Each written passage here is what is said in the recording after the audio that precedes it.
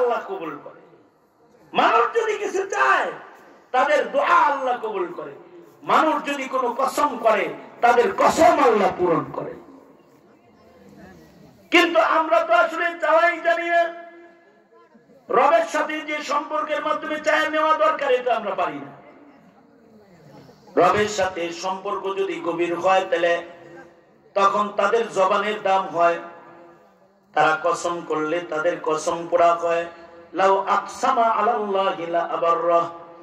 এমনকি কোরআন প্রমাণ করেছে একটা মানুষের ক্ষমতা অত হয় যত ক্ষমতা জিনেরও নয়। এই ক্ষমতা মানুষের কিসের দ্বারাই হয়? ইলমের দ্বারাই হয়, আমলের দ্বারাই হয়। দুই পায়ে একটা মানুষ তার শক্তি সর্বোচ্চ হয়ে যায়, রবের সাথে তার সম্পর্ক বেশি হয়ে যায়।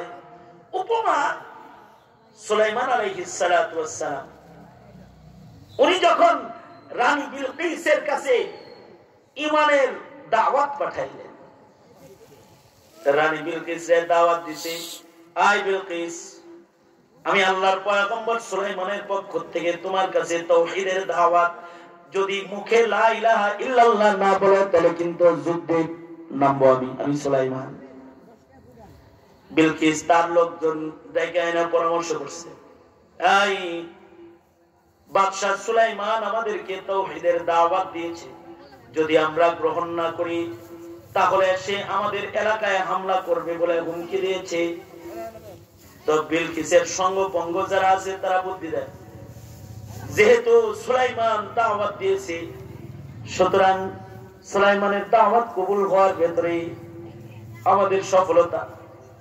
যদি কোনো বাদশা কোনো এলাকায় ঢুকে এলাকারে তছনছ করে ফেলায়, যদি সুলাইমান ঢুকে তো আমাদের এলাকা তছনছ হয়ে যাবে। এর চেয়ে ভালো আমরা যাই, আমরা গিয়ে তার কাছে মুসলমান হয়ে যাই। রানী বিলকিস রওনা করছে, মন্ত্রী পরিষদ যা আছে সবাই নিয়ে সুলাইমান নবীর দিকে যাইতেছে কালেমা পড়ার জন্য। যাওয়ার সময় আশ্চর্য কাহিনী হলো, বাদশার দরবারে কিছু হাদিয়া নিয়ে যাওয়া দরকার। কি নিব? তো রূপার ইট লইছে কতগুলো, সবাই যার যার ব্যাগে একটা করে রূপার ইট লইছে। এটা সুলাইমান নবীর জন্য হাদিয়া। সুলাইমান নবীর কাছে হুদহুদ পাখি আইসা বলে, সুলাইমান বিলকিস আইতাছে, কালেমা পড়বো, বিয়ে করতে পারবেন, বিয়ে করতে পারবেন। জানেন খালি হাত আসতেছে না, ইট লইতেছে, রূপার ইট লইতেছে। সুলাইমান আলাইহিস সালাম ইনস জিনের বাদশা, তিনি বললেন রূপার ইট লয়ে নিয়ে আমার রাজ্যে আসে। এক কাজ করো, শহর থেকে রাজ ফটক পর্যন্ত, রাজ দরবার পর্যন্ত, রাজবাড়ির গেট পর্যন্ত টোটাল রাস্তা জিনদেরকে আদেশ করছে স্বর্ণের ইট দিয়ে করবি। জিনেরা সাথে সাথে কাজে নেমে গেছে, যেহেতু রূপার ইট লইতেছে। সুলাইমান নবী জিনদেরকে বলছে তাড়াতাড়ি রাস্তা কর, স্বর্ণের ইট দিয়ে রাস্তা করবি। সোনার ইট দিয়ে রাস্তা করেছে।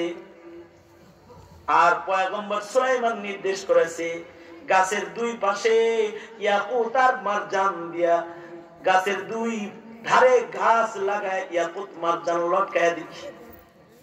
এখন রানী বিলকিস যখন আয়া কেবল শহরের ভিতরে ঢুকছে, ঢুকে দেখে যে সোনার ইট নিচে আছে, কি রূপা লয়ে যে সব গেটে থুয়ে দিছে। এগুলো নিয়ে যায় স্মরণ পায় লাভ নাই। সামনের দিকে যখন যাইতাছে খবর গেছে সুলাইমান আয়া পড়ছে, শহরের ভিতরে ঢুকে পড়ছে। সুলাইমান নবী বলে, শুনেছি বিলকিসের নাকি আজব একটা সিংহাসন আছে। রানী বিলকিসের এই সিংহাসনটাকে মুহূর্তের ভেতরে আমার সিংহাসনের পাশে কে হাজির করতে পারবে? বিলকিস এসে তার সিংহাসনে বসবে। কে পারবা? যত অল্প সময়ে পারবা সে আনবা। কে কতটুকুন সময় পারবা? রাজ্যের বাদশা, যেহেতু উনি ইনস জিনের বাদশা, জিন্নাতদের ভিতরে একটা দাঁড়ায় কয় ইফরিত নামক জিন, সে দাঁড়ায় বলতেছে আমি এনে দিতে পারবো আপনি বসার থেকে দাঁড়াইতে দাঁড়াইতে যতটুকু সময় এর ভিতরে আইনা দিব, সময়টা কম না? বসার থেকে দাঁড়াবে, এর ভিতরে রানী বিলকিসের সিংহাসন জিন এটাকে এনে সুলাইমান নবীর পাশে বসায় দিবে। বিলকিস এনে বইব।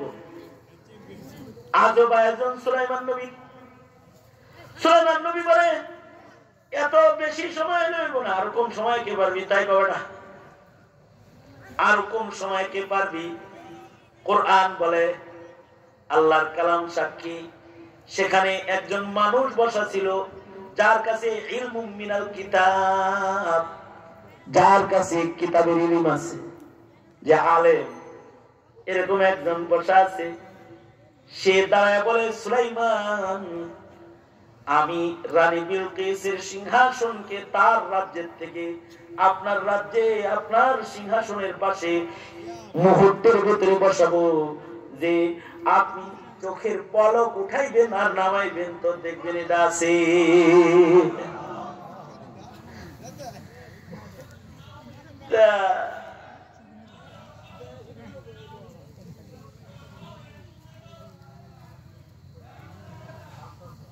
মুহূর্তের